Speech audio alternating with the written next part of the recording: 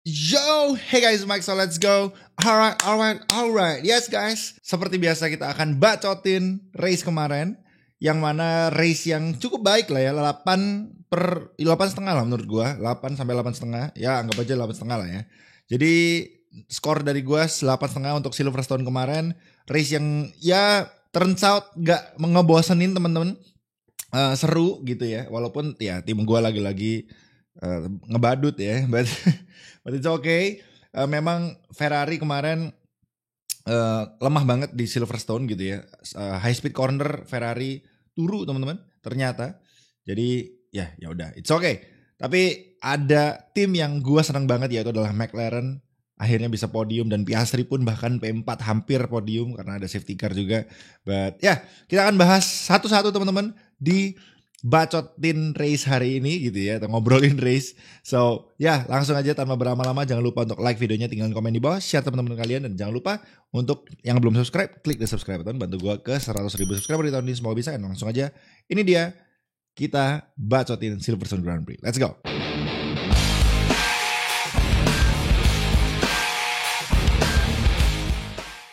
Alright, ya kita akan bahas Silverstone Grand Prix kemarin, yang mana balapan yang sangat-sangat seru sebetulnya. Ya sebetulnya salah satu balapan yang cukup unik lah ya, bisa dibilang di tahun ini, karena kita bisa melihat ada tim baru istilahnya yang tiba-tiba nongol ke permukaan gitu ya. Istilahnya kayak dari dulu tuh tenggelam, terus mengambang dan akhirnya sampai ke permukaan. Itu adalah McLaren teman-teman ya.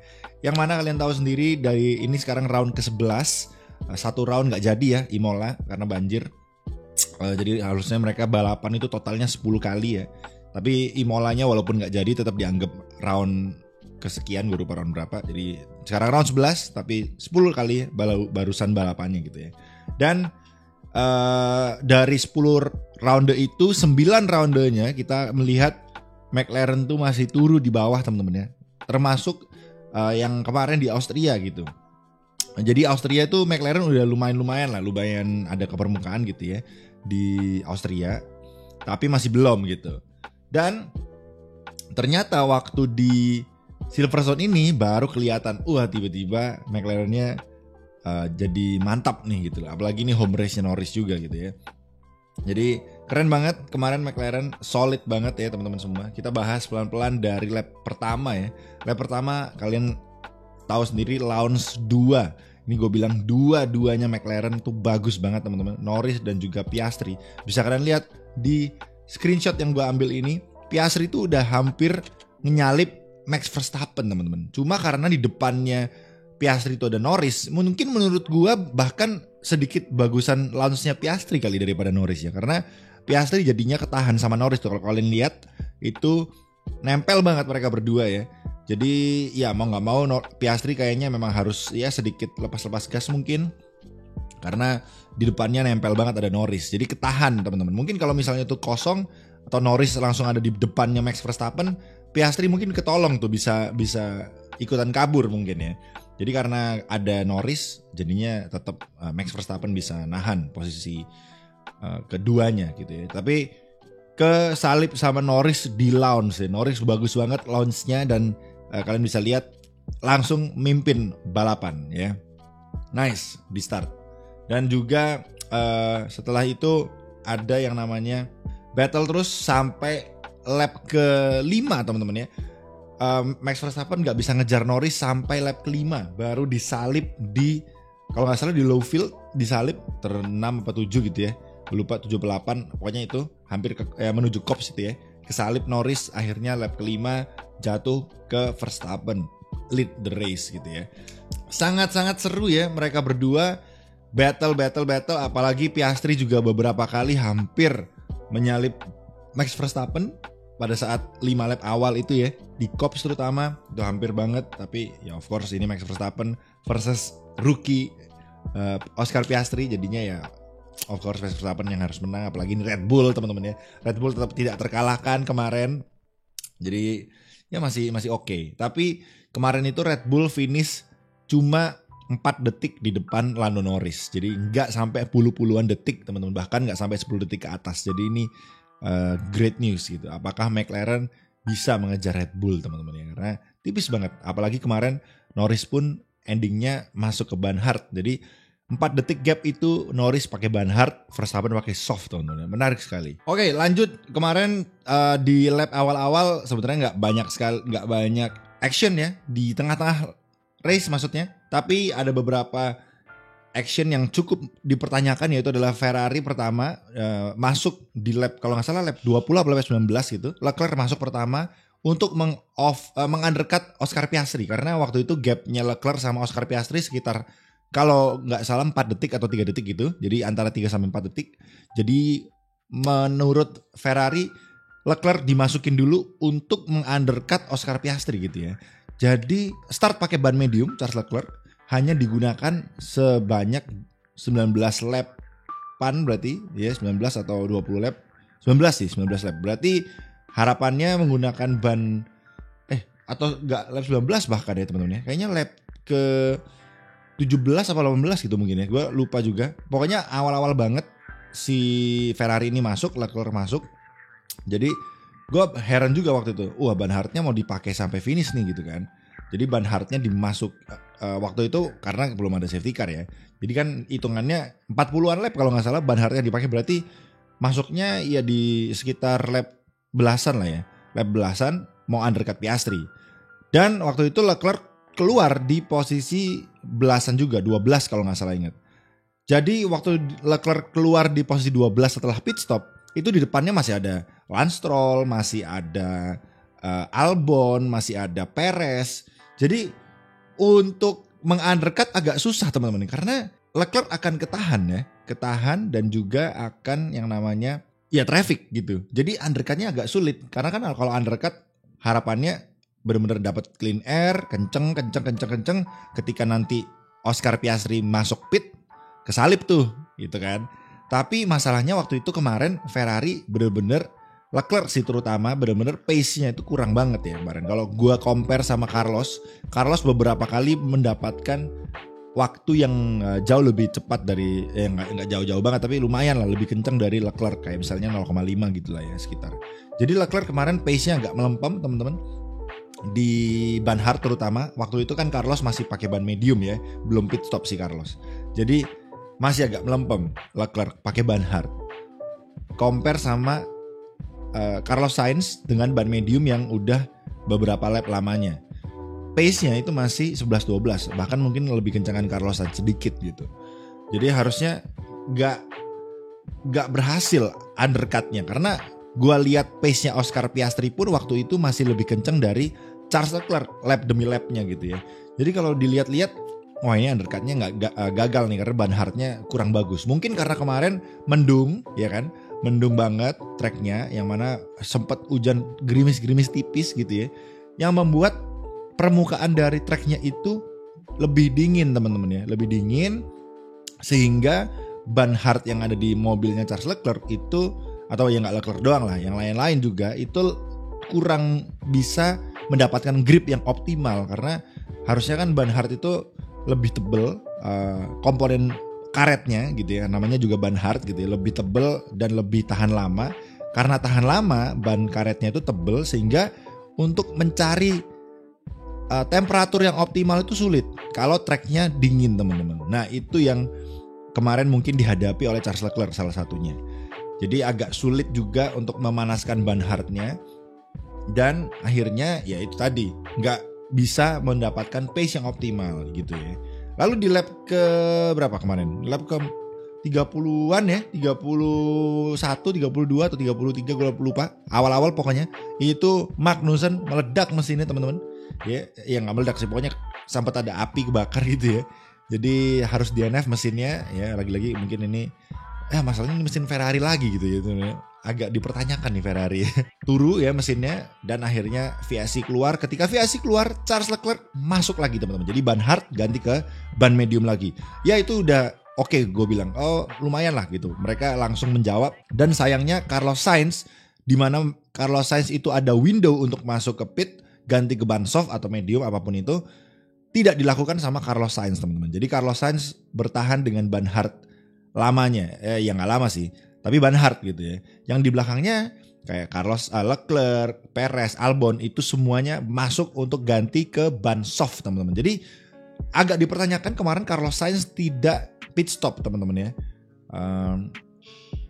Gua benar-benar nggak tahu juga kenapa Ferrari tidak melakukan itu, karena Leclerc kemarin pit stop ya, bagus banget.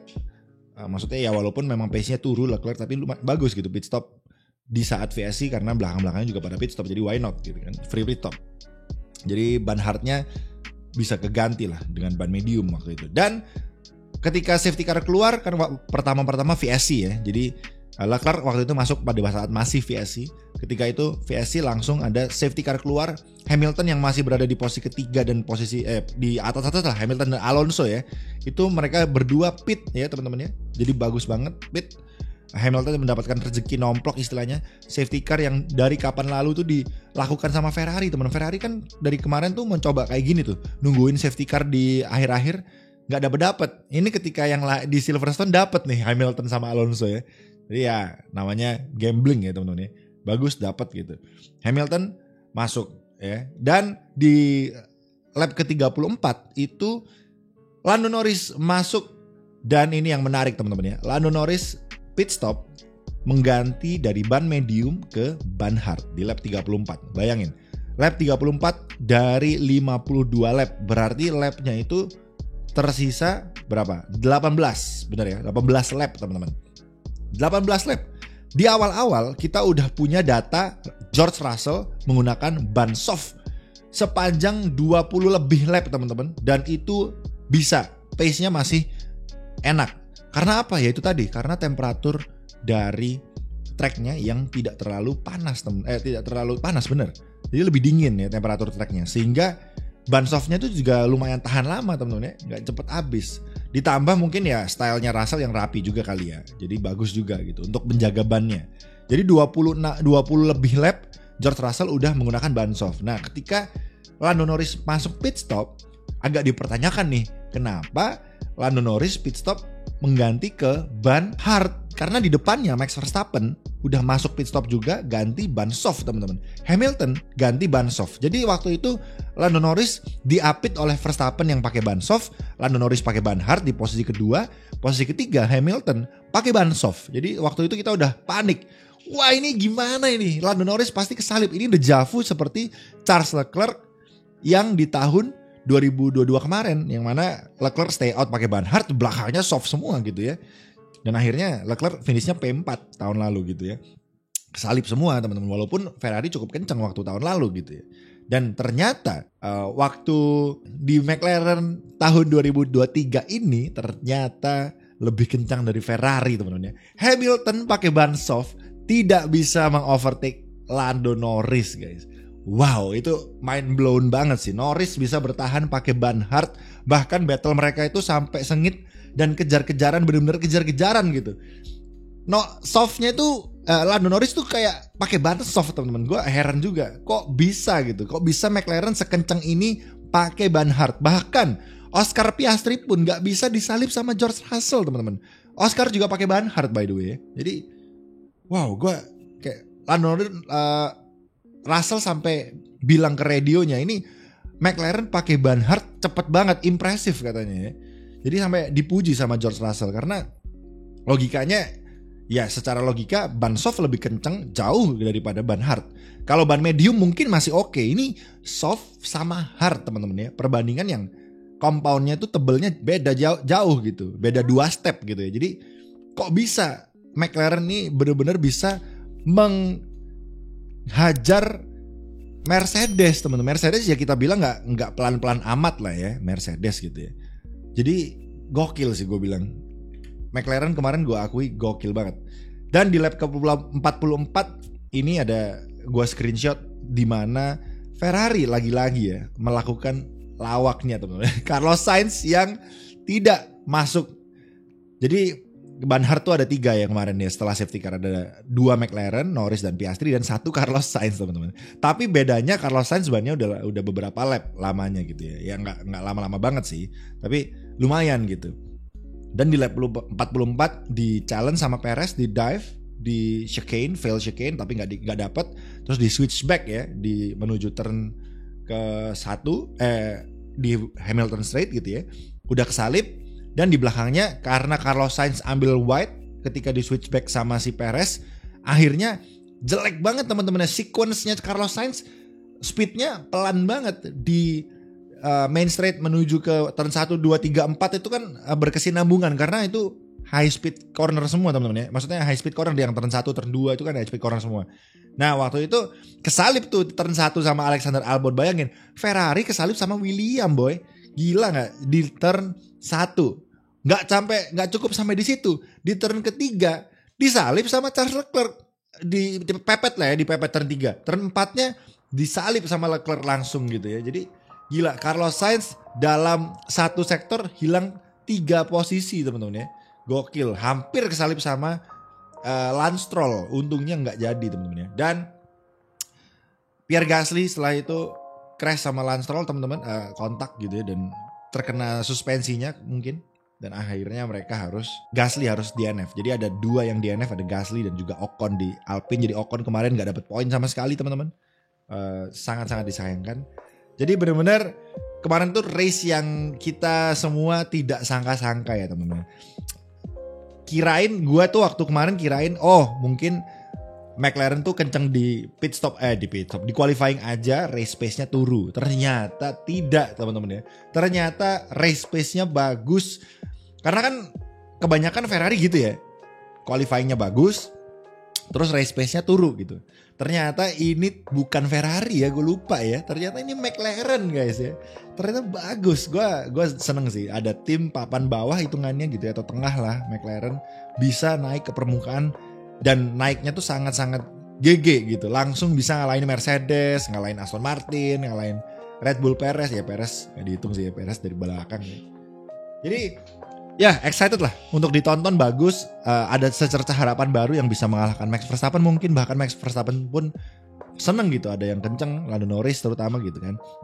Jadi seru ya. Gue happy dengan pencapaian McLaren kemarin. Walaupun gue juga sedih dengan apa yang didapat tim gue Ferrari gitu ya. 9-10 dari posisi 4 dan 5 teman-teman kemarin jadi posisi 9 dan 10, astaga naga. Itu pun Sainz hoki ya, hampir kesalip sama Gasly. Untungnya Gasly di DNF-in Lance Stroll gitu ya. Kalau enggak mungkin Sainz P11 tuh kemarin. Atau bahkan Sainz P11 gitu. Dan Leclerc bisa kesalip sama Gasly juga mungkin gitu ya. Jadi ya kemarin Ferrari bener-bener pace-nya jelek banget mungkin kalau gue simpulkan ya. Jelek banget lah pace-nya, bahkan sama Albon aja kalah. Walaupun Albon pakai ban soft tetap, tapi Leclerc pakai ban medium loh gitu kan. Kalah sama Albon teman-teman. Jadi lap terakhir Leclerc hampir nyarip Albon, tapi tetap Albon masih bisa mendefense posisinya di posisi ke-8. Jadi sangat-sangat disayangkan gitu teman-teman. But congratulations untuk Albon. Albon diincar sama Ferrari teman-teman ya. Jadi coba dipikirkan lagi kalau misalnya Albon mau pindah ke Ferrari, yakin nih pindah Ferrari gitu kan. Karena Williams saja dia bisa di atas Ferrari gitu. Ngapain pindah Ferrari? Tapi ya semua orang pingin sih guys untuk ke Ferrari, walaupun Ferrari itu turu gitu ya. Semua orang juga mau sih ke Ferrari. Apalagi Albon tuh dari tim bawah hitungannya Williams. Gak ada salahnya sih pindah Ferrari menurut gue. Walaupun melempem gitu pace-nya. Tapi keren jadi driver Ferrari itu tetap prestis gitu teman-teman ya. Walaupun jadi meme ujung-ujungnya gitu. But tetap keren. Everybody is a Ferrari fans gitu. Jadi gue berharap Ferrari bisa kembali lagi ke permukaan. Ya gue gak muluk-muluk gak harap ngalahin Verstappen, gak perlu. Yang penting bisa kayak McLaren gitu lah ya. Bisa bagus. Bahkan kemarin Fred Vasseur ditanyain waktu di grid walk sama si siapa tuh namanya. Gue lupa nama komentator yang satunya dari Crofty. Martin Brundle, nah itu dia. Martin Brundle kan biasa wawancara di grid gitu ya waktu sebelum di Formation Lab gitu kan. Itu dia wawancarain Fred Vasseur, ditanyain, "Bro, Fred, kira-kira Ferrari bisa podium gak nih? Kan depan cuma McLaren nih." Fred jawab apa teman-teman? Fred jawab untuk bisa ke podium itu sangat ambisius sekali gitu ya. Ya kita lihat aja cuacanya gimana, yang penting kita balapan aja dulu. Bahkan Fred aja gak pede untuk bisa mendapatkan podium teman-teman. Padahal depannya cuma McLaren boy. Kalau gue jadi Fred sih gue pede aja dulu gitu kan. Ternyata enggak, dia tuh juga bahkan gak pede teman-teman. Jadi gue juga sedih sih kenapa bisa separah ini Ferrari dari yang tahun lalu kenceng bang, ya kenceng lah, nggak banget kenceng P2 gitu ya di grid, jadi P berapa nih sekarang, jelek banget lah pokoknya lah, P4 gitu ya. Di konstruktor sih Ferrari masih P4 ya, masih posisi keempat, mengejar yang namanya Aston Martin, karena Aston Martin juga udah sedikit demi sedikit mulai turun nih teman-teman ya, karena Alonso doang yang menggendong gitu ya istilahnya. Jadi lumayan Aston Martin juga melempem ya, kalian bisa lihat dari kemarin-kemarin yang bagus banget di awal-awal musim sampai ke tengah-tengah ini tiba-tiba Aston Martin menghilang teman-teman, tidak ada di permukaan. Bahkan dulu Alonso bilang janji nih, gua terakhir nggak podium, sampai hari ini tidak ada podium lagi untuk Alonso teman-teman. Jadi bener-bener hilang ya. Gua nggak tahu kemana nih Aston Martin pace-nya, tiba-tiba hilang gitu. Padahal ini juga home race-nya dia gitu ya. Kan Aston Martin juga kantornya di Silverstone gitu, di dekat Silverstone gitu teman-teman ya. Jadi lumayan tanda tanya ya untuk Aston Martin. McLaren yang tiba-tiba naik. Nah, sekarang kita tinggal lihat teman-teman ya perkembangannya ke depannya seperti apa, terutama untuk McLaren. Kita akan pantau dulu karena ini kan hitungannya baru satu race McLaren bisa seperti ini teman-teman. Pencapaian yang GG memang, tapi kita pantau dulu ya. Apakah besok di Hungari dan juga di Spa masih sama? Kalau memang dua race ini masih McLaren bisa podium lagi, gua rasa McLaren bakalan bisa naik terus teman-teman. Gua kayaknya akan dukung McLaren teman-teman ya. Gua tetap dukung Ferrari, tapi gua akan kesampingkan Ferrari dulu. Gua dukung McLaren untuk season ini sepertinya. Kalau McLaren bisa bagus terus pace-nya di Hungari dan Spa besok gitu ya. Kita pantau dulu McLaren. Dan Mercedes sayang sekali juga masih belum berhasil mendapatkan update yang optimal teman-teman ya. Karena tahun ini juga dia mengganti desain dari no sidepod menjadi sidepodnya ada. Dan kemarin juga Mercedes sudah membawa upgrade yang besar di Silverstone seperti front wing-nya gitu ya. Tapi juga masih belum bisa mengalahkan McLaren gitu.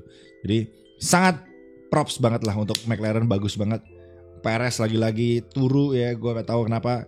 Red Bull yang satu ini agak sedih. Dan juga berita yang sangat-sangat hangat teman-teman yang gue baca di Twitter adalah Nick De Vries akan diganti setelah season break nanti.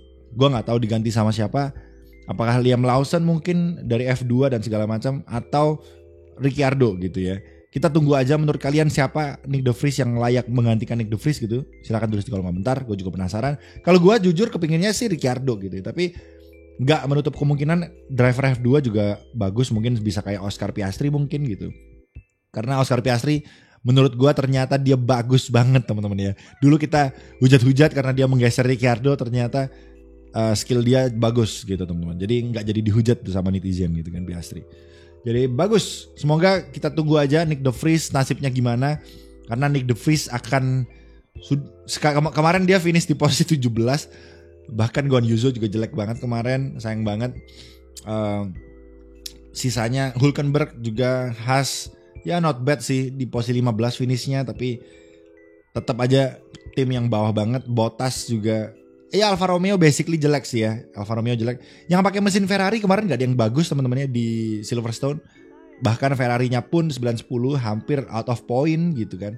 Lalu Logan Sargent bisa finish di atas mesin Ferrari semuanya di posisi 13. Di atasnya itu ada Pierre Gasly finish di posisi, nggak finish sih, Pierre Gasly DNF gitu ya. Jadi Sargent naik berarti 12, Lance Stroll 11. Jadi ya mesin Ferrari di bawah semua teman-teman ya finishnya. Jadi aduh jelek banget. Jadi kita akan lihat apakah memang karakteristik track aja yang membuat Ferrari mesinnya seperti itu, atau memang pace-nya jelek gitu teman-teman. Jadi kita tunggu besok di Hungari sama di Spa. Yang mana Spa juga banyak high speed corner. Hungari masih oke lah, masih 50-50, high speed ada, low speed corner ada. Jadi kita tunggu aja apakah bisa kembali kenceng Ferrari ya. Gue gak berharap banyak sih, tapi yang kita pantau McLaren aja teman-teman ya. McLaren so far sudah bisa menggebrak grid ya. Semua grid kaget, termasuk Hamilton juga kaget. Dan ya termasuk kita juga kaget teman-teman ya. Gue juga kaget ya. Wow, McLaren kok bisa bertahan bahkan dengan ban hard dikejar ban soft. Tahan teman-teman ya. Tahun lalu Leclerc ban hard, tapi ban hardnya Leclerc lama sih waktu itu ya. Ban hardnya Norris ini baru sih. Jadi ya sedikit berbeda, tapi tetap aja McLaren ini McLaren lawan Mercedes gitu, bukan Ferrari lawan Mercedes nih gitu. Jadi ya GG untuk McLaren. Itu aja sih bacot-bacotan kita hari ini teman-teman. Nanti gue akan bacotin lebih detail lagi di podcast Turning Point bareng anak-anak. Pastikan kalian nonton juga. Dan terima kasih. Tulis di kolom komentar gimana menurut kalian race kemarin, dan juga menurut kalian Nick De Vries cocoknya diganti sama siapa. Tulis di kolom komentar. Dan menurut kalian gimana pendapat kalian tentang McLaren yang kemarin gitu ya. Oke, gue tunggu komen-komen kalian di kolom komentar. Terima kasih banyak yang sudah menonton. Semoga enjoy dengan celotehan gue di Silverstone kali ini. Kita akan ketemu di next celotehan berikutnya di Hungary 2 minggu lagi. Terima kasih banyak. Jangan lupa untuk like videonya, tinggalkan komen di bawah, share ke teman-teman kalian, dan of course buat kalian yang subscribe, klik di subscribe button, bantu gue ke 100,000 subscriber tahun ini semua bisa. And I'll see you on the next race or video. Bye bye. Peace out guys. Stay safe and keep smart racing. Gak asik coy.